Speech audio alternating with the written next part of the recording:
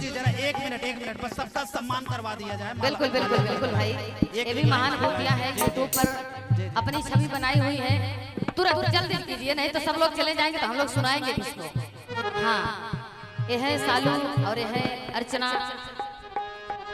आपका नाम? अनीता यादव और इधर लाजो जौनपुरिया और रेनू यादव है और अर्चना जी है और इधर ज्योति है। एक लोग छूट रहे, उधर जाइए। बहुत बढ़िया, जो प्रतापगढ़ जिले से आई है। और एक बार जोरदार ताली हो जाए के बीच में हमारी बहनों के लिए। क्या बात है। आइए गीत की शुरुआत करते हैं देर ना करते हुए। इधर आइए, इधर आइए। एक माला हमको भी दे दीजिए भैया। ए बेटा इधर आओ। अब आप मंच पे आए, आप खाली हाथ नहीं जाएंगे। धन्यवाद।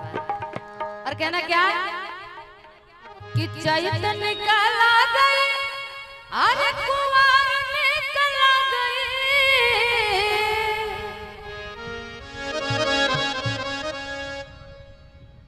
चैतन निकाला गए, कुंवार निकला गए, अरे अवनवा हो मायके भैया।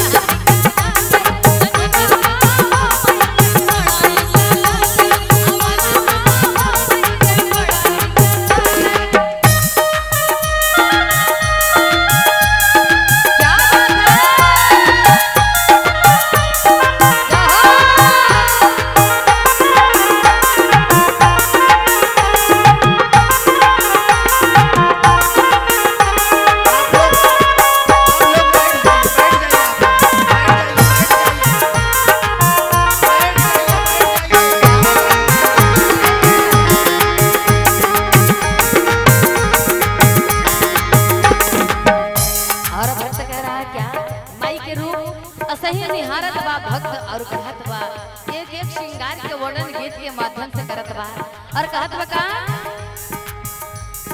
झुमका निकाला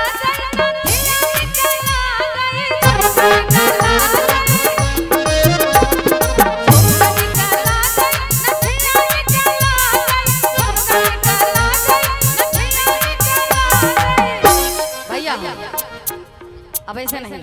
आप जितने भी हमारी माताएं बहनें और हमारे भाई सभी लोग साथीगढ़ है, दोनों हाथ लंबे लंबे ऊपर करके, दोनों हाथ। मंजू जी देखिए, अब ये कार्यक्रम जो है लोग हमें लगता है पूरा झूमने लगे हैं आपके आने के बाद, और बड़ा प्यारा आशीर्वाद आ गया है।